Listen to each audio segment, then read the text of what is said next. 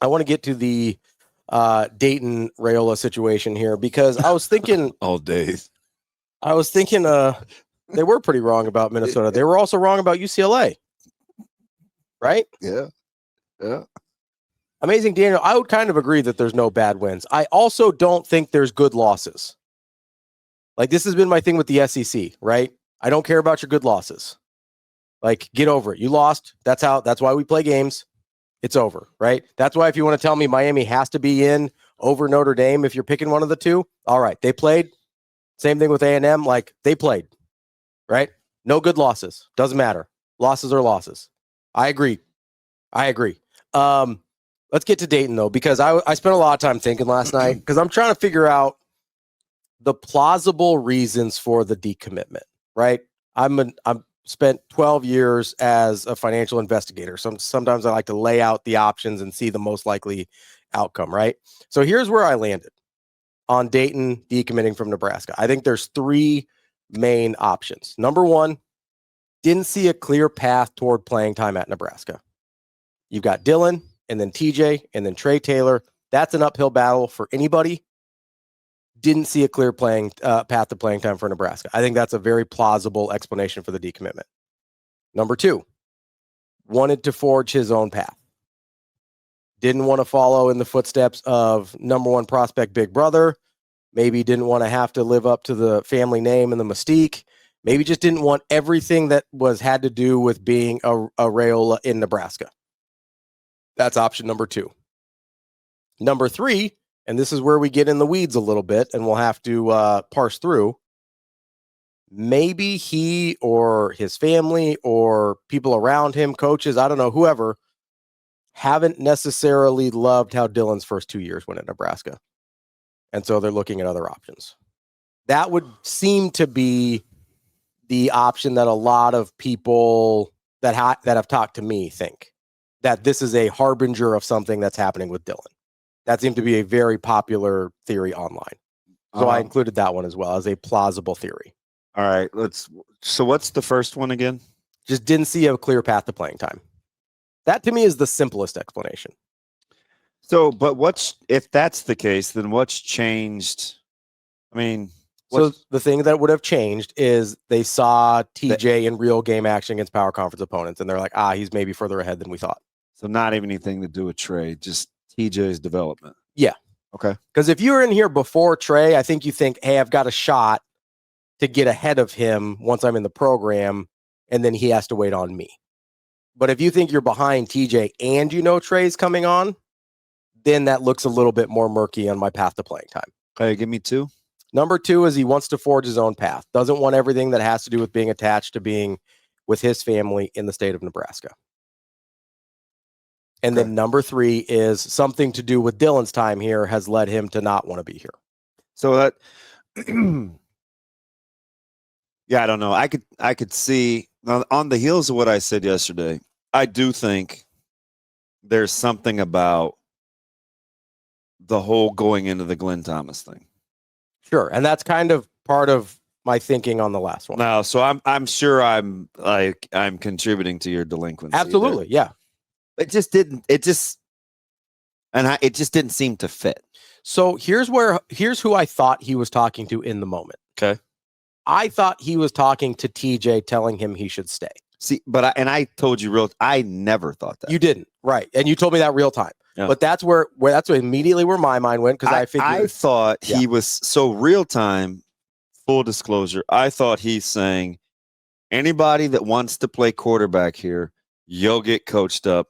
I don't care who it is. Sure. That's what I thought he was saying. And that seems very plausible to me too. I thought if he was talking to someone specifically, it was TJ. Now, I didn't think it needed a catalyst. Sure. It may have one after I watched the last couple of days, right? Yeah. Because I thought he was just saying, hey, I thought he was just thinking ahead to having a dilemma. Yeah, I thought he was just advocating for the program and for the coaches on his staff. I at no point thought it was a TJ.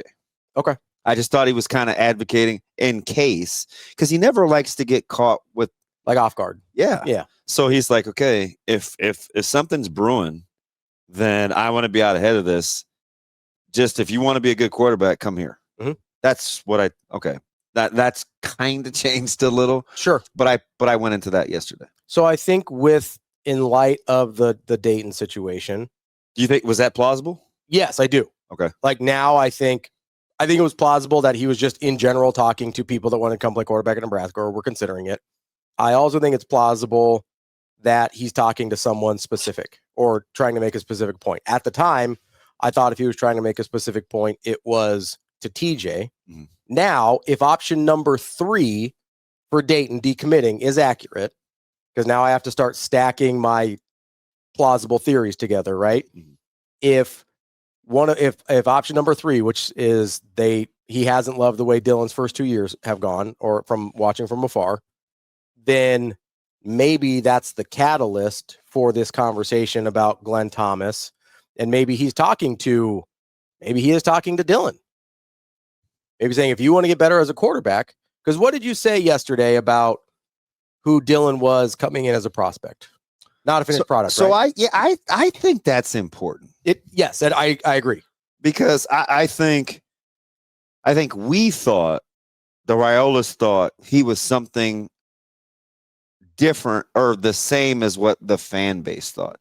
Mm-hmm. I don't think at any point during this whole deal that Dom, that anybody in the fam had any unrealistic expectations about what Dylan was. Matter of fact, like I've talked to Dom about growth and learning to play the position and the jump from the junior year to the senior year and how he's still developing as a quarterback, or, last year or this year about, development and wanting him to be coached hard. Like in talking to his family, mm-hmm.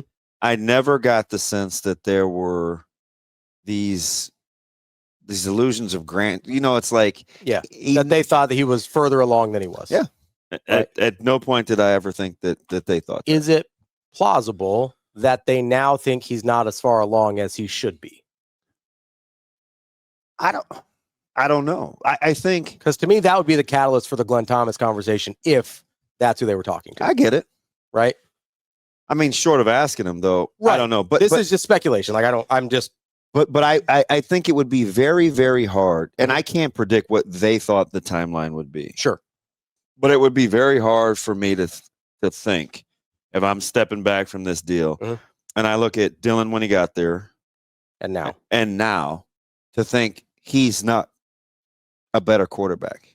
I would agree. He is. The problem is I don't know what your original expectation levels were, or your timeline, or what you thought he was. Sure. Because what we do, like I've seen this, because people don't like something, or like they want to put their opinion on it. I don't, mm-hmm. I've had this conversation with these people, this former player doesn't like this, and so this is what I believe, or, this person in the media said this, and so this is what I believe. None of that may be true. It's just those people's opinions. Mm-hmm.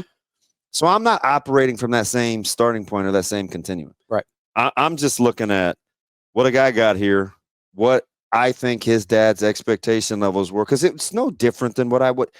We're in the same boat. I just don't have the same.